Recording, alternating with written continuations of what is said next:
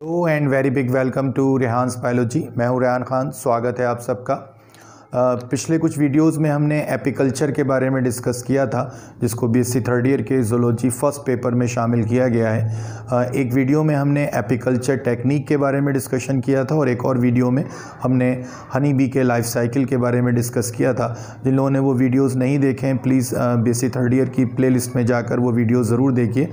Apiculture technique वाले video में आपको बताया गया था कि अगर हम मधुमक्खियों को, हनी बीज को पालते हैं for the production of honey and wax, तो ये एपिकल्चर कहलाता है। Means rearing and management of honey bees for the production of honey and wax is apiculture.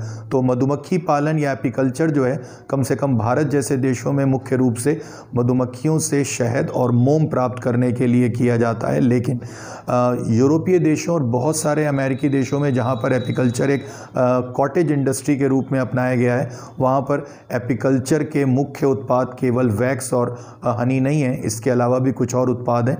तो इस वीडियो में आज हम इसी बात को डिस्कस करेंगे कि एपिकल्चर के मुख्य उत्पाद क्या हैं या मेन प्रोडक्ट्स क्या हैं। तो आइए शुरू करते हैं। तो पहले तो आप जान लीजिए, total 7 products obtained from apiculture.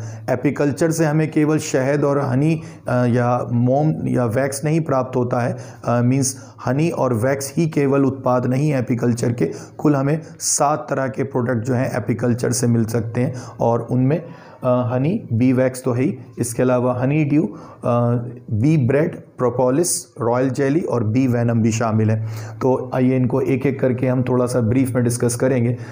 Honey as usual जैसे एपिकल्चर का एक मुख्य उत्पाद माना जाता है, कम से कम भारत में जो एपिकल्चर किया जाता है वो मुख्य रूप से हनी के लिए ही किया जाता है। पिछले वीडियो में आपको बताया था कि हनी बीज में एक तरह का सोशल ऑर्गेनाइजेशन होता है, एक तरह का सामाजिक संगठन होता है, जिसमें काम के आधार पर उनमें जातियों का विभाजन होता है। और उसमें वर्कर एक मुख्य जाति है जिसका मुख्य कार्य है पॉलन ग्रेन्स को इकट्ठा करना, फ्लावर जूस को इकट्ठा करना, नेक्टर को इकट्ठा करना और इन चीज़ों को लाकर बी हाइव के हनी चैम्बर के अंदर एकत्रित करना। एक्चुअली जो वर्कर हैं उनके माउथ पार्ट बहुत ख़ास तरह के, जो मुखाग्र हैं उनके माउथ पार्ट्स जो हैं बहुत ख़ास तरह के होते हैं, सकिंग माउथ पार्ट्स होते हैं। और वो किसी भी फ्लावर के पॉलन ग्रेन्स, उसके अंदर पाए जाने वाले नेक्टर और फ्लावर जूस और इसके अलावा प्लांट जो अलग अलग तरह के जूसेस सिक्रीट करते हैं, जिनको हम प्लांट सैक कहते हैं, उनको वो सक कर सकते हैं। उनको अपनी इंटेस्टाइन में, अपने गट पार्ट में एक ख़ास तरह का उनके अंदर एक थैली जैसी होती है, उसको हनी स्टमक कहते हैं। वहाँ इन चीज़ों को एक मिश्रण के रूप में वो सक करके स्टोर करते हैं। और जब वापस वो अपने बी हाइव में, हनी कॉम में पहुँचते हैं, मधुमक्खी के छत्ते में पहुँचते हैं, तो वहाँ पर विशेष तरह के हनी चैम्बर्स होते हैं।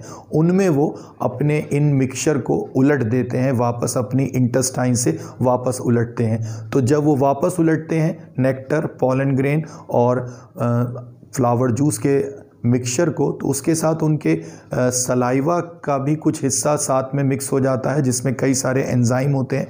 नाम याद रखिएगा यहाँ पर, सिलेवरी अमाइलेज एक एंजाइम है जो हनी बी वर्कर के सलाइवा में पाया जाता है और जो उन्होंने फ्लावर से नेक्टर को सक किया था, जो कि एक तरह का शुगर सोल्यूशन होता है, उसके ऊपर वो एक्ट करता है। तो नेक्टर एक्चुअली सुक्रोज शुगर होती है, एक तरह का डाइसैकेराइड है वो, और उसके ऊपर जब सिलेवरी अमाइलेज एंजाइम एक्ट करता है, जो कि उसके सलाइवा में पाया जाता है वर्कर के, तो वो नेक्टर को स्प्लिट कर देता है, हाइड्रोलाइज कर देता है फ्रक्टोज और ग्लूकोज में। जो नेक्टर है वो सुक्रोज के रूप में, डाइसैकेराइड के रूप में है, और वो अपने घटकों में टूट जाता है, जिनको हम फ्रक्टोज और ग्लूकोज के रूप में जानते हैं।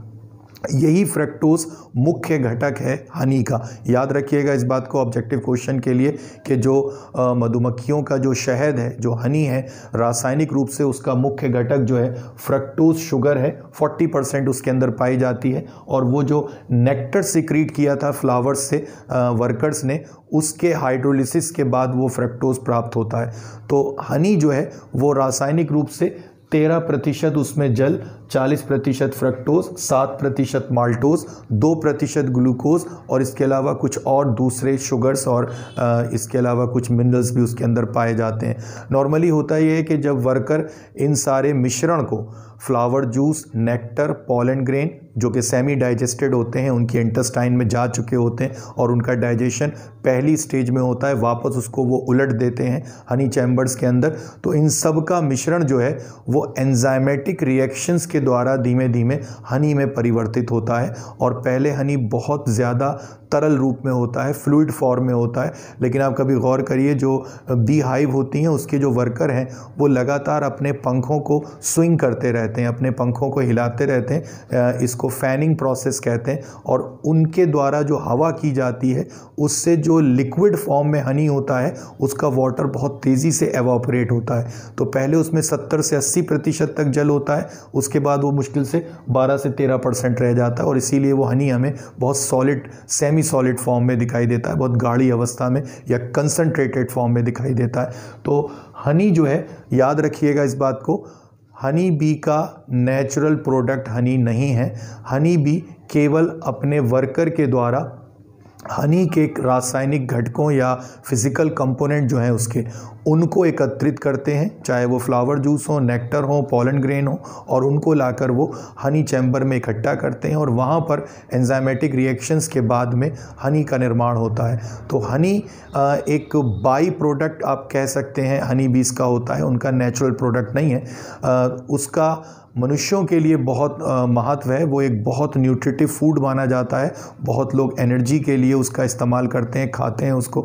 इसके अलावा मेडिसिनल वैल्यू भी उसकी काफ़ी है, उसके लिए भी उसका इस्तेमाल किया जाता है। इम्यूनिटी बूस्टर का भी काम करता है, इम्यूनिटी बढ़ाने के लिए भी हनी का इस्तेमाल किया जाता है। कफ जैसी, खांसी जैसी या ज़ुकाम, कॉमन कोल्ड जैसी बीमारियों में भी हनी का इस्तेमाल लोग करते हैं, आयुर्वेदिक में भी और यूनानी में भी उसकी मेडिसिनल वैल्यू बहुत है। तो ये एक मुख्य उत्पाद है। दूसरा उत्पाद है बी वैक्स, जिसको आमतौर पर हम मोम कहते हैं। तो याद रखिएगा, बी वैक्स जो है, यानी कि जो मोम है, ये मधुमक्खियों का प्राकृतिक उत्पाद है, ये नेचुरल प्रोडक्ट है। कहाँ से उत्पादित होता है? जो वर्कर हनी बी हैं उनके शरीर में जो एब्डोमिनल पार्ट है उसके चौथे से 7वें सेगमेंट में, 4th to 7th abdominal segment में जो दो जोड़े होते हैं वैक्स ग्लैंड के, टोटल वो 8 जोड़े होते हैं, 8 वैक्स ग्लैंड होती हैं 4 जोड़ों के रूप में। वहाँ से ये वैक्स का सिक्रीशन होता है और वैक्स रासायनिक रूप से कुछ फैटी एसिड और ख़ास तरह की अल्कोहल का मिश्रण होता है। छोटे छोटे स्केल्स के रूप में एक्चुअली जो वर्कर हनी बी हैं वो अपनी वैक्स ग्लैंड से अपने शरीर के लेटरल साइड में इसका जो है रिलीज़ करती हैं इसको, और छोटे छोटे स्केल्स की फॉर्म में ये रिलीज़ होता है। उसको वो वापस अपने मुंह में रख के चबाती हैं और फिर उसके बाद बहुत एक अलग तरह से उसको एक सेमी सॉलिड फॉर्म में जो है दोबारा अपने मुंह से उगलती हैं और उसी का निर्माण कामों में इस्तेमाल होता है। जो हनी कॉम की भित्तियाँ होती हैं, वॉल्स होती हैं, उनको बनाने में इसी हम बी वैक्स का इस्तेमाल देख सकते हैं हनी कॉम के अंदर। इसके अलावा हम लोगों के लिए भी ये बहुत इम्पॉर्टेंट है क्योंकि बहुत सारी जो फार्मास्यूटिकल इंडस्ट्रीज़ हैं वो मेडिसिनल प्रिपरेशन में बी वैक्स का इस्तेमाल करती हैं। इसके अलावा कैंडल निर्माण जो है, मोमबत्तियां बनाने का जो उद्योग है वो पूरी तरह से बी वैक्स पर आधारित है। तो मनुष्यों के लिए इसका बहुत महत्व है। भारत में इन्हीं 2 मुख्य प्रोडक्ट्स के लिए एपीकल्चर किया जाता है, लेकिन यूरोपीय देशों और अमेरिकी देशों में इनके अलावा दूसरे प्रोडक्ट्स भी हैं, जिसमें एक प्रोडक्ट हनी ड्यू है। एक्चुअली नेक्टर और प्लांट जूस जो हैं, जिनको वो एक मिश्रण के रूप में वर्कर जो हैं वो निगलते हैं, वो उनके गट में यानी कि उनकी इंटेस्टाइन में जब पहुंचते हैं वहाँ स्टोर रहते हैं और वापस जब उनको वो अपने हनी चैम्बर्स के लिए उगलते हैं वर्कर, तो वहाँ से नेक्टर और जो प्लांट जूस हैं उनका मिश्रण ब्लैक ड्रॉप्स के रूप में, काली बूंदों के रूप में भी बाहर निकलता है। वो स्पेशली जो ब्लैक ड्रॉप्स हैं उनको हनी ड्यू कहते हैं और वो एक्चुअली नेक्टर और पॉलन जूस या प्लांट जूस का मिश्रण होते हैं। Honey made up of exclusively of honey due called forest Honey या ट्री हनी। कुछ जगह देखा गया कि जो हनी ड्यू निकालते हैं वर्कर अपने इंटेस्टाइन से या गट से, केवल उससे भी अक्सर हनी का निर्माण होता है। और ऐसा हनी जो है वो फॉरेस्ट हनी या ट्री हनी या बग हनी भी कहलाता है। तो हनी ड्यू जो है उसका भी बहुत कई देशों में बड़े पैमाने पर जो है वो एपीकल्चर के प्रोडक्ट के रूप में उत्पादन किया जाता है। बहुत न्यूट्रिटिव माना जाता है हनी ड्यू, और इसका इस्तेमाल जो है वो एक न्यूट्रिशनल फूड के तौर पे भी करते हैं, और इसके अलावा उसकी मेडिसिनल वैल्यू भी होती है। एक और प्रोडक्ट है जिसको बी ब्रेड कहते हैं, इसको एक्चुअली बी पॉलन भी कहते हैं। और ये आप जानते हैं, ये आपने पहले पढ़ा है, पिछले वीडियोस में भी आपको बताया गया कि जो हनी वर्कर हैं या हनी बी वर्कर जो हैं उनके हाइंड लेग्स पर ख़ास तरह की बास्केट्स होती हैं जिन्हें पॉलन बास्केट्स कहते हैं। उनमें वो पॉलन ग्रेन को अपने पास स्टोर रखते हैं। जब किसी फ्लावर को विज़िट करते हैं, फ्लावर पे जाते हैं, तो वहाँ से पॉलन ग्रेन्स को अपनी पॉलन बास्केट में जो उनके पिछले पैरों पर हाइंड लेग्स पर होती हैं उसमें स्टोर करते हैं। जब वो वापस आते हैं वर्कर, तो दूसरे जो वर्कर हैं जिनको अक्सर हाउस वर्कर कहते हैं, वो अपने अगले पैरों पर पाए जाने वाले पॉलन ब्रश की सहायता से वो पॉलन ग्रेन्स को अनलोड करते हैं। इसके अलावा जो वर्कर हनी बी हैं उनके शरीर पर बहुत हेयर होते हैं, उनके बीच बीच में भी पॉलन ग्रेन्स फंस जाते हैं, वो भी वो निकाले जाते हैं। तो जो पॉलन ग्रेन्स अनलोड किए जाते हैं वर्कर से, उनके साथ कुछ नेक्टर भी मिक्स हो जाता है और थोड़ा सा उनका सलाइवा भी, जो वर्कर ने अनलोड किया है पॉलन ग्रेन्स को उनके पिछले पैरों से, यानी कि फ्लावर जो उनके अंदर पॉलन बास्केट है उससे, तो उनका सलाइवा भी मिक्स हो जाता है। तो इनका जो मिश्रण है, यानी कि पॉलन ग्रेन्स, नेक्टर और सलाइवा का जो मिश्रण है, उसी को बी पॉलन या बी ब्रेड कहते हैं। इसमें 55% शुगर और 35% प्रोटीन्स होते हैं। ये आपको पहले बताया गया था कि जब एग हैचिंग के बाद लार्वा निकलते हैं, शुरुआत में उनको सबको एक ख़ास तरह का भोजन दिया जाता है जिसको रॉयल जेली कहते हैं, और 3 दिनों के बाद केवल उस लार्वा को छोड़कर जिसको क्वीन के रूप में विकसित होना है, बाकी सबको यही सामान्य भोजन दिया जाता है जिसको हम बी ब्रेड या बी पॉलन कहते हैं। ये हम लोगों के लिए भी एक पौष्टिक पदार्थ है, और इसका इस्तेमाल जो है वो न सिर्फ पौष्टिक पदार्थ के रूप में बल्कि एक मेडिसिन के रूप में भी किया जाता है। जर्मनी में फेडरल डिपार्टमेंट ऑफ हेल्थ ने बी पॉलन ग्रेन को या बी ब्रेड को एक बहुत प्रभावी औषधि माना है, इफ़ेक्टिव मेडिसिन माना है, और उसका इस्तेमाल बहुत जगह पर डिफरेंट टाइप की एलर्जीज़ के ट्रीटमेंट के लिए या हे फीवर के ट्रीटमेंट के लिए किया जाता है। इसके अलावा उसमें कार्बोहाइड्रेट, प्रोटीन की अच्छी मात्रा है, और लगभग 55% शुगर्स के रूप में कार्बोहाइड्रेट है, 35% प्रोटीन्स हैं। तो काफ़ी न्यूट्रिटिव भी ये होता है, और मनुष्यों के लिए भी ये ऊर्जा का एक अच्छा स्रोत होता है। एक और प्रोडक्ट है एपीकल्चर का जिसको प्रोपोलिस कहते हैं। ये एक वैक्सी सब्सटेंस है to repair damage honeycomb, medicine for bronchitis and tonsillitis. Propolis जो है वो मोम के ही जैसा एक पदार्थ है, और उसका इस्तेमाल जो हनी बी वर्कर हैं वो हनी कॉम की भित्तियाँ बनाने के लिए नहीं बल्कि उसकी रिपेयरिंग के लिए करते हैं, और वो लगभग उसी तरह का केमिकली बी वैक्स के जैसा पदार्थ है, लेकिन उससे थोड़ा डिफ़र है, और उसको वो कभी कभी सिक्रीट करते हैं, और उसका इस्तेमाल जो क्रैक्स पड़ जाते हैं वॉल्स में या और किसी तरह की डैमेज हो जाती हैं उसके लिए करते हैं। तो इसकी भी मेडिसिनल वैल्यू है। ब्रोंकाइटिस, एस्थमा जिसको आमतौर पर कहते हैं, या टॉन्सिलाइटिस, टॉन्सिल्स में स्वेलिंग आ जाना, उसके ट्रीटमेंट के लिए जो दवाएं बनाई जाती हैं उसमें प्रोपोलिस का इस्तेमाल करते हैं। एक और प्रोडक्ट है एपीकल्चर का, रॉयल जेली। जैसा कि आप जानते हैं, रॉयल जेली ऐसा भोजन होता है जो शुरुआत में सारे लार्वा को दिया जाता है, लेकिन फिर केवल ये क्वीन का भोजन होता है। क्वीन केवल इसी भोजन पर निर्भर होती है, वर्कर उसके लिए तैयार करते हैं। एक तरह का मिल्की सिक्रीशन होता है, ये मिल्की सब्सटेंस होता है जिसमें हनी भी होता है, सेमी डाइजेस्टेड पॉलन ग्रेन्स भी होते हैं, नेक्टर भी होते हैं, और इसके अलावा वर्कर के डिफरेंट ग्लैंड के सिक्रीशन भी होते हैं जिसमें उनकी सिलेवरी ग्लैंड भी शामिल होती हैं और हाइपोफेरेंजियल ग्लैंड भी होती हैं, तो इनके सिक्रीशन भी होते हैं। ख़ास बात यह कि इस रॉयल जेली में एक ख़ास प्रोटीन होता है जिसको रॉयल एक्टिन कहते हैं। यही वो प्रोटीन है जो किसी भी लार्वा को जो क्वीन के रूप में विकसित करने में सहायता करता है, तो वो इसके अंदर ख़ास तौर से होता है।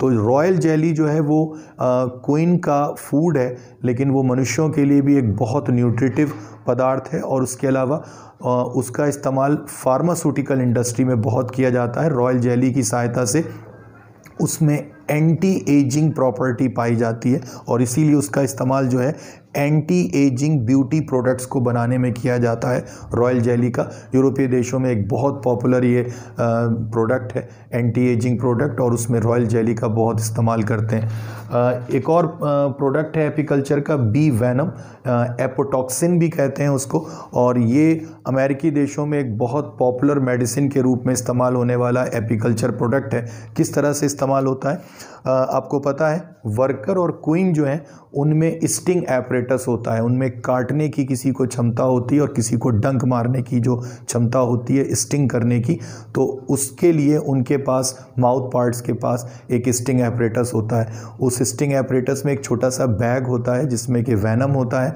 और उसके साथ में 2 वेनम ग्लैंड भी जुड़ी रहती हैं। तो जब भी ये क्वीन या वर्कर किसी भी व्यक्ति को काटेंगे, स्टिंग करेंगे, तो अपना स्टिंग एपरेटस उसके त्वचा में, उसके शरीर की सतह पर छोड़ देते हैं।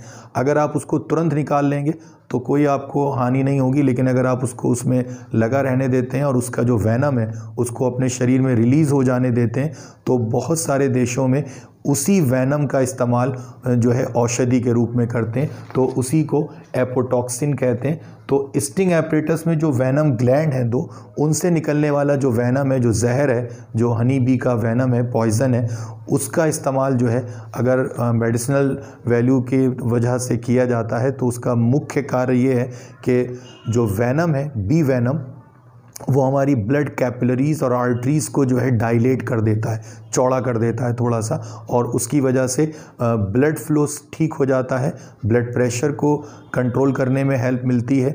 और इसके अलावा कहीं अगर बहुत क्रॉनिक पेन है, चाहे वो बैक पेन हो या कहीं लेग पेन हो, वहाँ पर अगर इसका इस्तेमाल करते हैं तो उससे भी आराम मिलता है। तो मेडिसिनल वैल्यू की वजह से बहुत सारे देशों में बी वेनम का या एपोटॉक्सिन का इस्तेमाल किया जाता है, ख़ासतौर से रूमेटिक पेन जैसे बीमारियों के इलाज में या और इसी तरह के दूसरे बीमारियों के इलाज में, जिसमें दर्द से निजात पाने के लिए, दर्द से मुक्ति पाने के लिए डिफरेंट मेडिसिन्स का इस्तेमाल लोग कर चुके होते हैं और आखिर में बी वेनम का इस्तेमाल करते हैं। और उसके अलावा हाई ब्लड प्रेशर को कंट्रोल करने में या कई सारी हार्ट डिजीज़ेस को कंट्रोल करने में बहुत इसका इस्तेमाल किया जाता है। इसमें एक एंटी क्लॉटिंग प्रॉपर्टी भी है, एंटी क्लॉटिंग प्रॉपर्टी, जिसकी वजह से ये ब्लड का क्लॉट नहीं जमा होने देता है और इसी के साथ साथ ये हीमोग्लोबिन की मात्रा को भी बढ़ाता है। तो बहुत ज़्यादा इसकी मेडिसिनल वैल्यू है। तो ये कुछ हमारे लिए एपिकल्चर के प्रोडक्ट्स हैं। तो अब आप याद रखिएगा कि एपिकल्चर केवल हनी और वैक्स के लिए नहीं किया जाता है, बल्कि इन चीज़ों का भी महत्व है एपिकल्चर में, और ये भी हमारे लिए आर्थिक रूप से बहुत महत्वपूर्ण है। उम्मीद है ये वीडियो आपको पसंद आया होगा, तो प्लीज़ लाइक कीजिए, शेयर कीजिए, और जिन लोगों ने अभी तक सब्सक्राइब नहीं किया है रेहान्स बायोलॉजी को, प्लीज़ जल्दी से जल्दी सब्सक्राइब कीजिए और देखते रहिए।